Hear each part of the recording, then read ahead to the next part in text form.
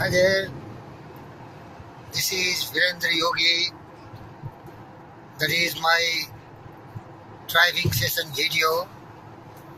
Beloved friends, I talk only once I am stimulated by the infinite intelligence with wonderful hunches, inspirational thoughts and ideas. And that has no timing. Whenever that powerful emotions and thoughts start reverberating in my conscience, on my individual consciousness is connected to the universal consciousness, I start learning the wisdom of the mind of the God, and that starts flowing from the tongue of my mouth. This moment I want to let you know that you are wholly responsible for your whole life, entire journey of life, right from birth to death. If you want to be healthy, happy, full of joys, happiness, prosperity, harmonious relations with everyone else, maintaining a sound physical health every time without going to hospitals, free from all diseases, worries, anxiety and fear, and you are maintaining a very disciplined life, and you are trying to understand the truth, you will never fall into the valleys of sorrow, pains, suffering. They all will become the thing of the past. And for this, you have to start thinking. Your mind is the master power that will mold and match. Your mind is everything else. You become what you think about. As said the great Buddha, we are what we think. All that we are arises with our thought. With our thought we make the world. And lot of great sages, sculptors, poets, thinkers, everyone has unanimously agreed to this universal philosophy that truly thoughts are things and powerful things at that. And our thoughts are mixed with definitions of purpose, persistent action. We are leading towards that destination anytime. If we think in positive terms, we are always getting positive results. But if we are stupid, ignorant, indolent, thoughtless, we are dwelling on groveling thoughts, bestial thoughts, we are inviting all the sorrow, suffering, miseries, and all the hellish thing on earth. At the same time, if you are thinking in all pure thoughts, and you have absolute control of the mastery of thoughts, you are going to live a godly life, a divine life, a life full of opulence, abundance, and everything else. Now let's see how we can really attain a supreme conscious state of mind where there is perennial dwells of all the wonderful thoughts of joys, happiness, health, free from all worries, anxieties, and fret. That's very much possible. It's so easy. One person asks life are so complicated. Life is full of sorrow, suffering, grief and pain. Even Buddha asked and discovered that life is full of suffering, sorrow, miseries, and he discovered the root cause is a lot of unwanted desires. He wants more and more cravings, changing things, lot more things, much more things. Everything looks so important. That's why he gave the Eightfold Path. Right view. Try to understand what is necessary for you. Understand it very properly. Like food, shelter and clothes is essential things. Then the next very much essential more than all the three is enlightening thoughts, wisdom. To know exactly what is right and what is wrong. Beloved friends, I know a person. He is Mr. Prasad. He stays in America. He has two daughters. One daughter was married to a doctor, and both were very much conflicting, fighting, quarreling. They were the verge of divorce, but somehow they had the origin in India, so Indian culture predominates, and they remain united. But every day there was a noise in the house, beating, hitting, quarreling, fighting. All these were because of ego. Another daughter was named Gauri. She got married to an American, and he was a playboy. He has a lot of women. Ultimately, the lady discovered that this man is just having some relationship related to sex, but not really emotionally attached. The lady was very pure and pious, very characteristic woman. She definitely didn't like the character of that husband and she divorced him. Now the man, Mr. Prasad, he sees both daughters in trouble. One is fighting always with her husband and the life is miserable. Of course, they have two children. Another lady has already divorced. She's a beautiful woman, true Indian character and culture, but the man was, womanizer, drunk or boozer. So the man, Mr. Prasad, he is melting within himself. Every cell is breaking. His all nerves are torn because he's worried too much for the fate of the daughters.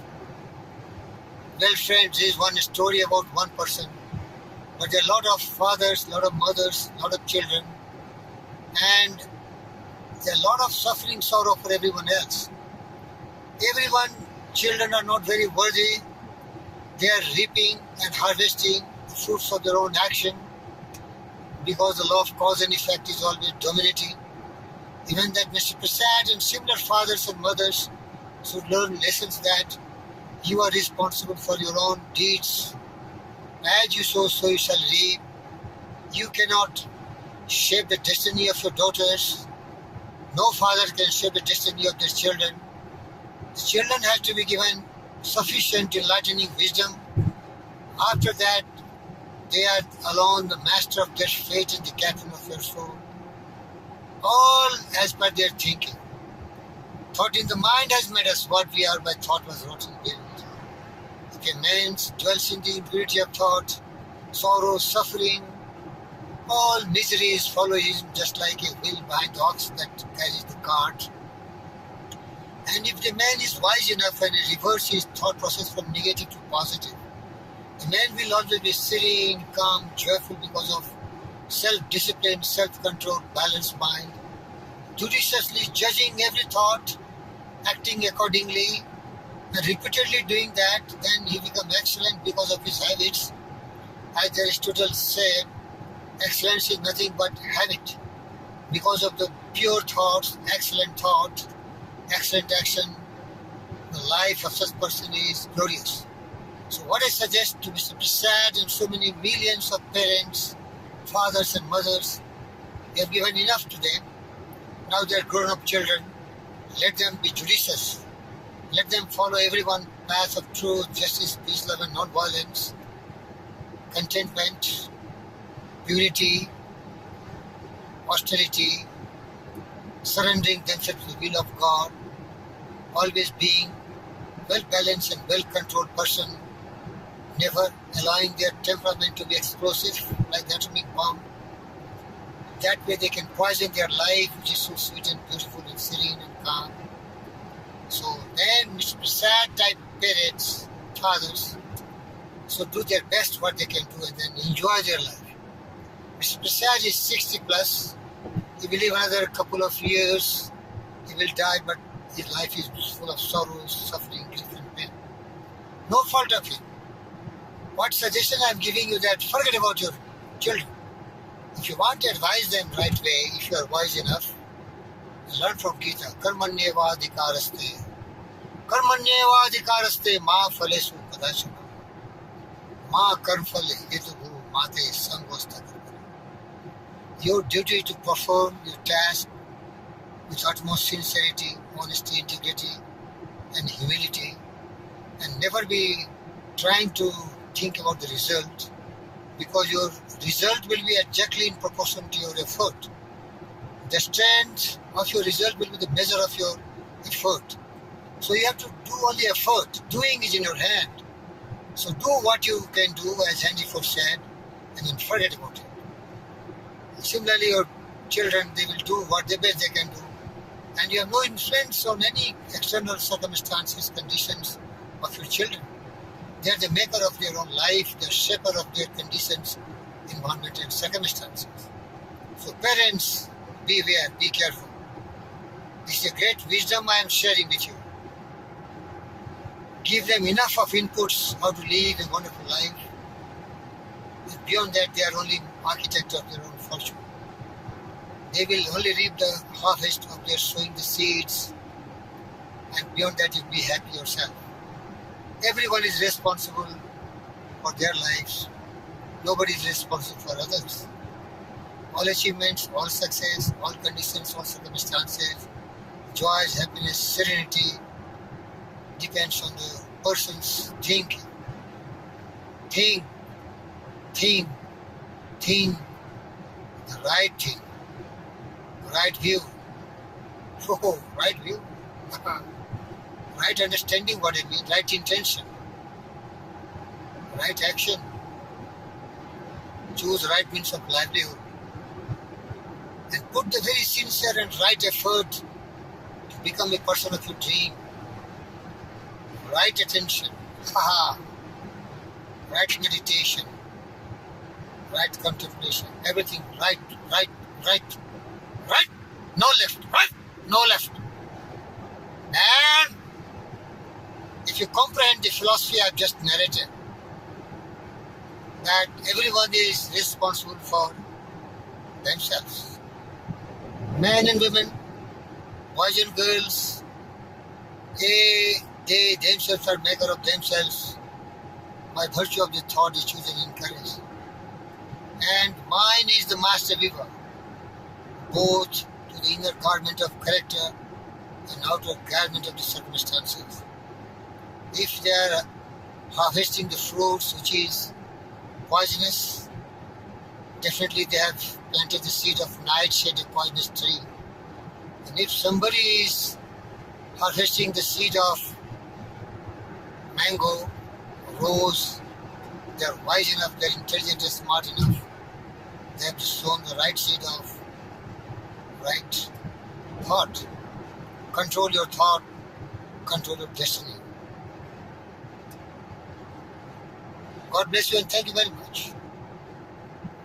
You are born to enjoy a happy, healthy, peaceful, joyous life, what yoga teaches. Do yoga, you will become really wonderful person. And yoga says, yoga chittavritti nirodha. Control the wavering nature of your mind and focus and direct by meditation to a fixed point. Maybe love, purity, joy, happiness, serenity, calmness, and that will become your possession. Never dwell in the negative direction, because that way you are creating all the environment which is not congenial, which is very destructive and which is very dangerous. Beloved friends, maybe till now you have been sowing the seed of poisonous nightshade. Now start sowing the seed of positive things, truth, justice, peace, love and non-violence, and you will change your life, as my best friend William James said, which is the greatest discovery of our generation. Just by altering the thoughts, a man can change his life. That's true. You become what you think you want. It's so simple.